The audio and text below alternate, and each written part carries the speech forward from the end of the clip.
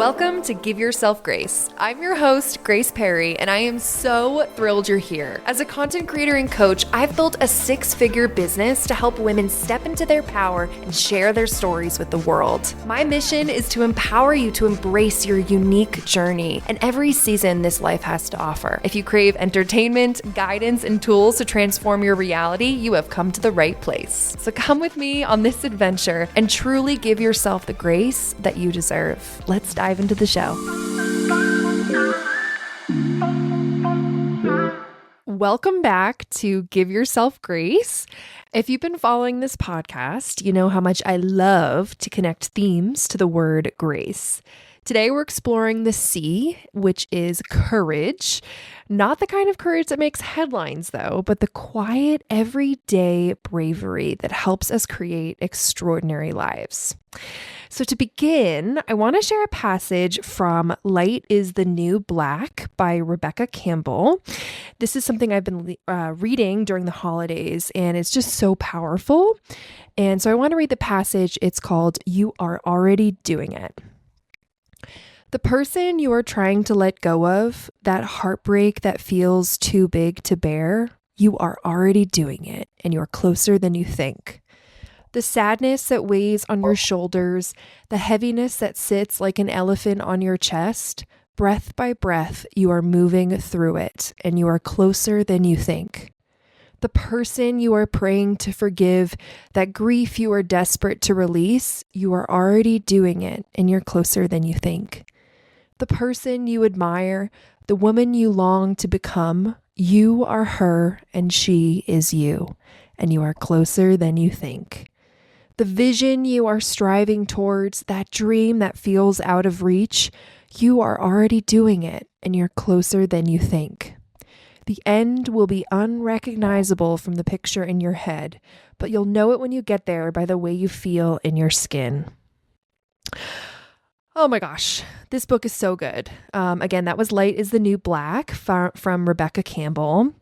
And really what she is saying by saying you are already doing it is she's talking about your courageous daily acts and just realizing that you are closer to you think when it comes to your dreams and the person that you want to become. And so when it comes to courage, courage is often misunderstood. A lot of people think that courage is about being fearless, but that couldn't be farther from the truth. Courage is about feeling fear, acknowledging it, and taking action anyways. It's about showing up even when your heart is racing and your mind is full of doubts. When I launched this podcast through Keisha Get Mary's New Year podcast launch course, I learned something powerful about courage. Now, Keisha described it as daily deposits in a consistency bucket. And that simple concept completely reframed how I view bravery in the world. And every time I sit here and I speak into this microphone in this office of mine and I hit publish, I'm making a deposit into what I like to call my consistency bucket, right? So each of those small deposits are building my confidence, my resilience, and my courage. It doesn't mean that I'm not scared. In fact, I'm usually terrified when I hit post. But I choose to act anyways. I show up for myself and for you because the impact matters more to me than the fear. Okay? And so I wanted to tell you a story today. One of the most life-changing experiences that I had years ago. After I graduated college, I embarked on a backpacking trip with my best friend, Adam. I had been bartending for months, saving every penny I could to make our dream of traveling Southeast Asia a reality. And the plan was that we would start in Thailand, starting in November, and explore Southeast Asia for as long as we could, right? So for however long our savings could allow. And at the time, I had saved up quite a pretty penny. I had saved up 15 grand just through my bartending job. And It was the most money I had ever saved. I am not a good saver. I'm still realizing this as I'm reading this to you and talking to you. And it's just so wild because we were able to save so much money shortly after graduation through bartending and waitressing and just getting side hustles. And basically, we booked one-way tickets to Thailand. We went to Bangkok, Thailand in November, and we were ready for the adventure of a lifetime. Okay. We had been hyping this up for months, and really little did I know how much this trip would test my courage. It's interesting too, because 4 months before our departure, I actually met my boyfriend Colby, and 3 weeks into the trip, Adam was actually forced to cut his journey short after an accident. And I'll just never forget this day.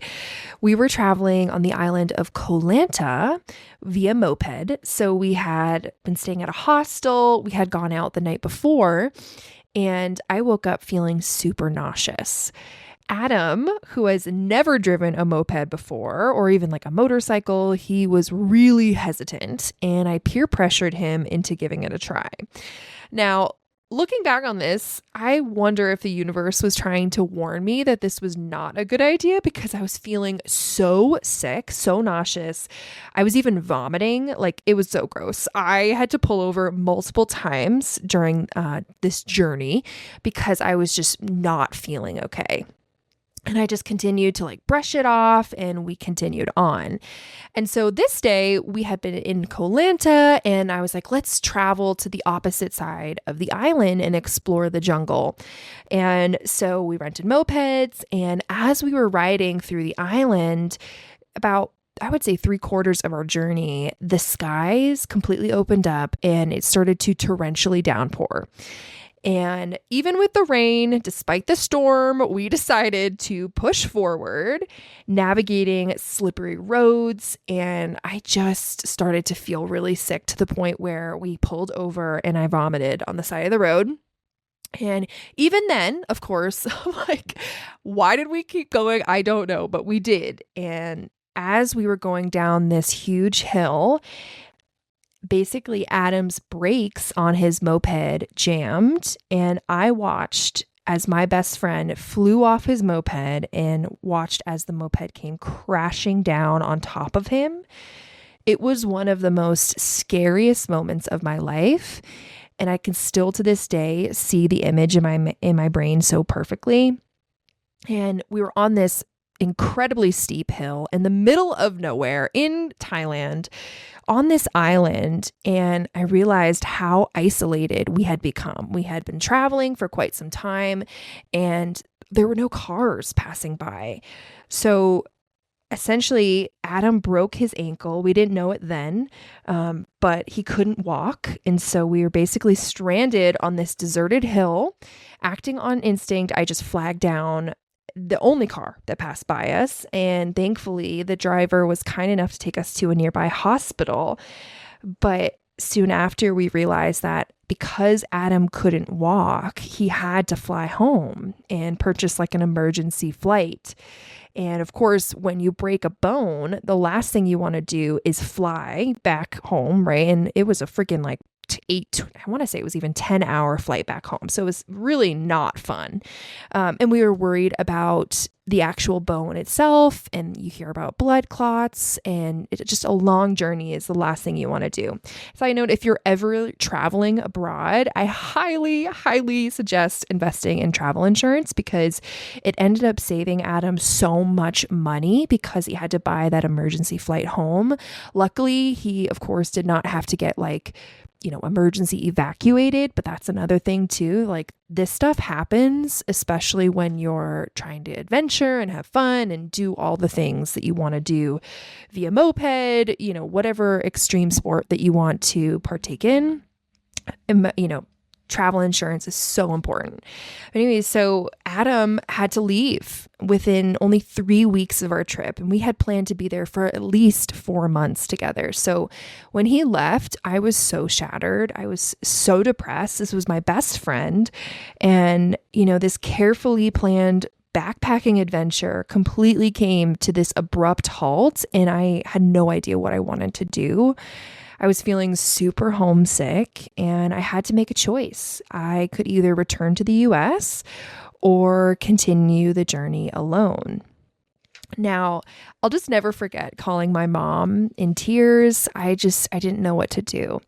And I was at the point where I was looking at my computer and just like, do I come home? Do I book a flight home too? I confessed how scared I was to travel by myself to my mom. And her response was so firm, but so loving. And she said to me, "If you return home now, you are not my daughter." Now, I come from a long line of strong, independent women. And so, what she meant by this was, I know that you have it in you to continue this adventure on your own. And she was so right. I decided to stay. And for the next 3 months, I traveled solo through Thailand, Vietnam, Malaysia, Indonesia, and Singapore. And along the way, I met some incredible people. I made lifelong friends and experienced the most transformative moments of my life. And that trip taught me more about myself than I could have ever imagined. But the courage to stay didn't come all at once. It didn't just magically appear when my mom said this to me. It was built through daily deposits. And every single day, I had to learn how to navigate a foreign country alone, how to stay safe, how to put myself out there. I even carried, this is so nerdy, but I carried a pack of Uno cards with me to break the ice with strangers and just to start conversations. And those small, intentional acts became my daily deposits of courage and confidence. So much so that by the end of my trip, I could have kept going. I could have kept going for years. I just didn't have enough money saved to continue. And so I had to come home. And after those 4 months of solo travel, I look back on them and realize that they were some of the most defining in my life. And they taught me that courage isn't about being fearless. It's about taking action despite the fear. It's about showing up one step at a time and choosing to live the extraordinary life that's waiting for you on the other side. It's wild too, because when you travel and when you backpack for so long, you get in this routine and every day is like an influx of just amazing dopamine, right? Your brain is seeing new things, meeting new people. It's so much fun. There are, of course, ups and downs, like extreme highs and extreme lows of travel. And just like when Adam fell, that was an extreme low for me. It's almost like you learn a new language of traveling full time. It is so hard to come home and then get back into the daily grind of living in the US. And I realized through travel that I had opened up those brainwaves, that way of living, and it was so addictive. And even to this day, now I was traveling back in 2018 for those 4 months. And to this day, I still dream of going and doing a long form trip like that, because what you learn about yourself and about the world in that small period, it's not small, but in those months, that is so transformative. And I had a few moments where I would come back to the US after this journey and just feel so depressed. Like I had, opened up this new portal of way of life. And to be honest, it has been very confusing since then to have that incredible backpacking experience and to know that like that is available to me whenever I can. And, even when it comes to saving money, like that is an opportunity that I could partake in. And I hope to do a trip like that again, hopefully for longer, but we'll see. I'm pretty set and pretty happy here in Denver, Colorado. But once you do a trip like that, travel forever is calling to you, and it can be quite confusing because you just know, like, if things don't work out here, I'm packing a bag and I'm traveling alone, right?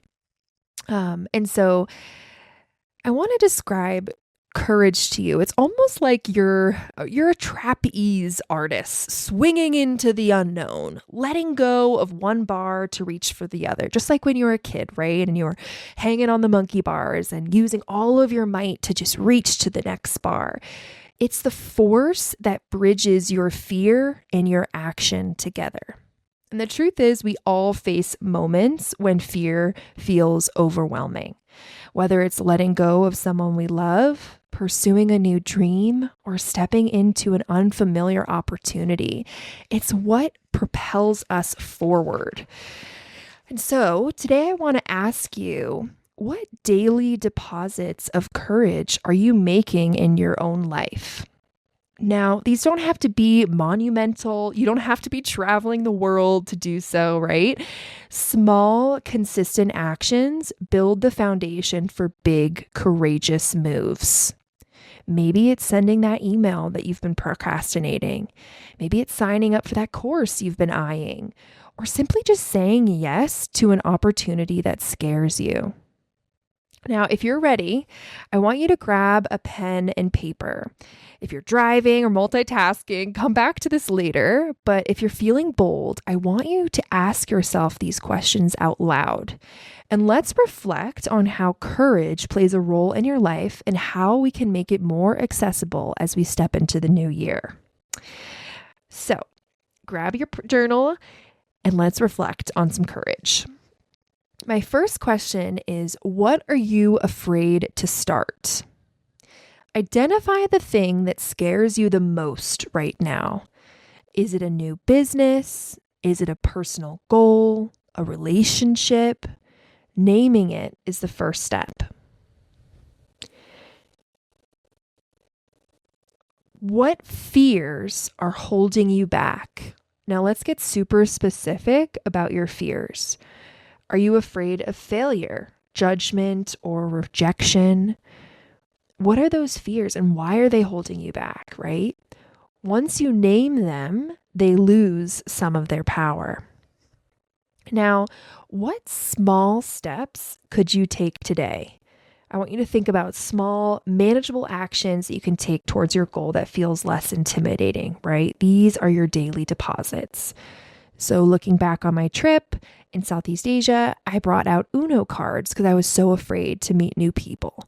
But using those Uno cards helped me feel less intimidated and actually gave me something to offer, right? The gift of games to people that I was afraid to talk to in the first place, right? What are some small, manageable actions that you could take towards your goal?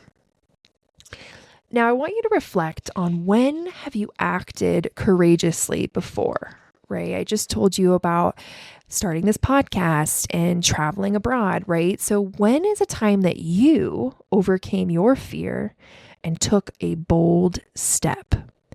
And how did it feel afterwards, right? Use this memory as a source of inspiration. Just like when I read to you the passage from Rebecca's book, you are already doing it and you are closer than you think. So how did it feel afterwards? What are these, courageous memories that you have, and how can you use those as a source of inspiration?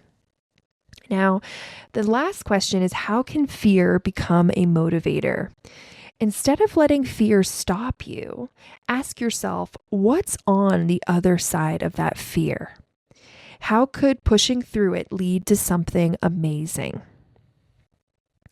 Now, take a few moments here. You can pause this episode and re-listen to the questions I just asked, and just take some time to sit with these prompts and really notice how you feel and what stories you are telling yourself.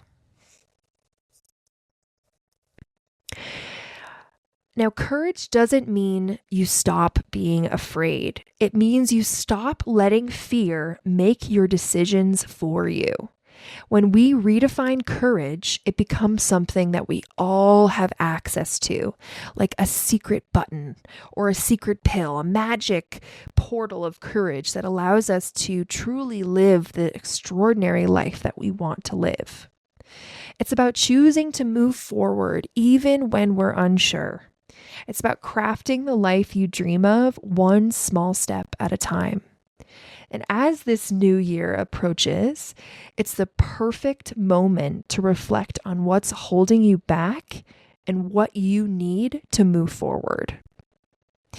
Now, as you know, courage isn't loud or flashy. It's quiet, consistent, and deeply personal. It's choosing to do the thing that scares you every single day because you believe in what's waiting on the other side. And so today, I challenge you to take one small, courageous step. Make that deposit into your own consistency bucket, whether it's sending that email, taking a class, or saying yes to something new. I want courage to inspire you and guide you.